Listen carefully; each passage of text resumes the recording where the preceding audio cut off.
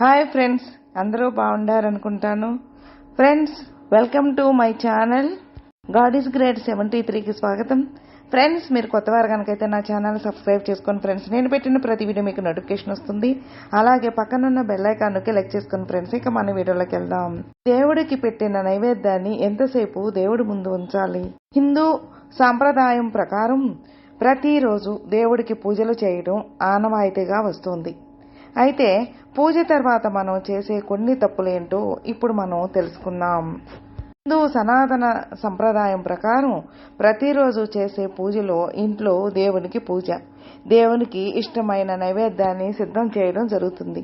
ఇలా చేయడం వల్ల కుటుంబంలో ఆనందం, శాంతి నెలకొంటాయి. అలాగే భగవంతునికి ఆశీస్సులు కుటుంబ సభ్యులందరికీ ఉంటాయి. కానీ జ్యోతిష్యులు మాత్రం ఇంట్లో పూజలు చేయడం, ప్రతిరోజు దేవతలకు నైవేద్యాలు సమర్పించడం అవసరమని చెప్తున్నారు.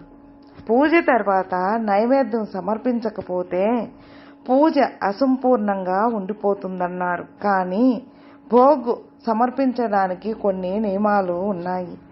ఆ నియమాల ప్రకారం దేవీ దేవతలకు ఆహారాన్ని నైవేద్యంగా సమర్పించినట్లయితే మనకు మంచి జరుగుతుంది.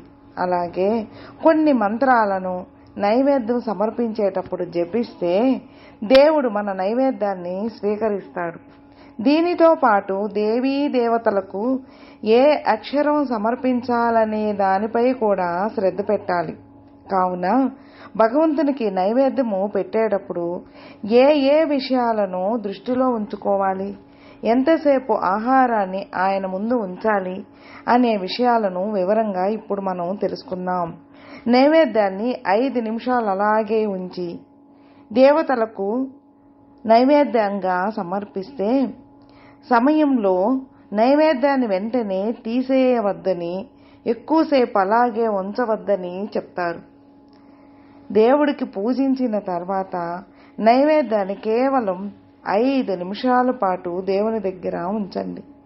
దీని తర్వాత దాన్ని తీసేయండి. నైవేద్యాన్ని ఉంచడంతో పాటు దానిపై 3 సార్లు నీటిని తిప్పండి.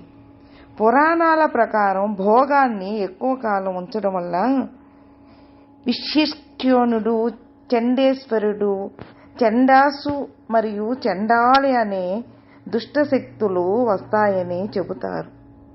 అదేవిధంగా ఆలయంలో సమర్పించిన ఆహారాన్ని కొంత సమయం తర్వాత తీసివేయకూడదు. ఎందుకంటే ఇది ఇంట్లో ప్రతికూలతను సృష్టించగలదు. నైవేద్యాలను సమయానికి అనుగుణంగా ఉంచండి మరియు వాటిని సకాలంలో తొలగించండి. మీకు ఇష్టమైన నైవేద్యాన్ని సమర్పించండి.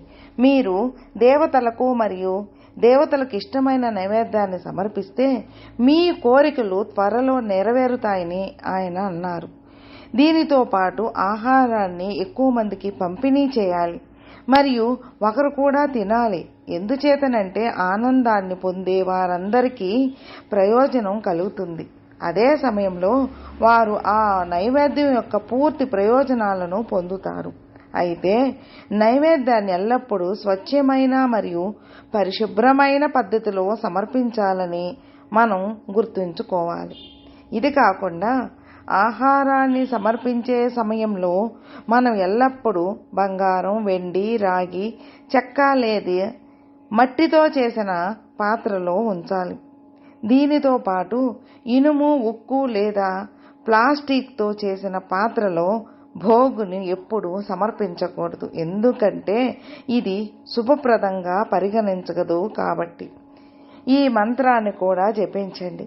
భగవంతునికి భోజనం పెట్టేటప్పుడు తప్పనిసరిగా ఈ మంత్రాన్ని జపించండి. ఈ మంత్రాన్ని పఠించడం ద్వారా భగవంతుడు మనం చేసే నైవేద్యాలను త్వరగా స్వీకరిస్తాడని నమ్ముతారు. ఓం గోవింద, నేను నీకు మాత్రమే ఈ విషయం సమర్పిస్తున్నాను. దయచేసి దానికి అంగీకరించి నన్ను సంతోషపెట్టు అని జపించాలి. ఓం నారాయణ, నమో నారాయణ, శ్రీమన్నారాయణ, భగవన్నారాయణ, ఆదినారాయణ, ఓం నమో భగవతే నమః అనే ఈ మంత్రాన్ని జపించండి.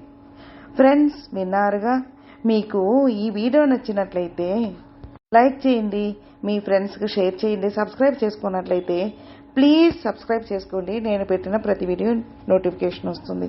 అలాగే మీ అభిప్రాయాన్ని కామెంట్లో మెసేజ్ చేయండి. ఓం నమః శివాయ నమః.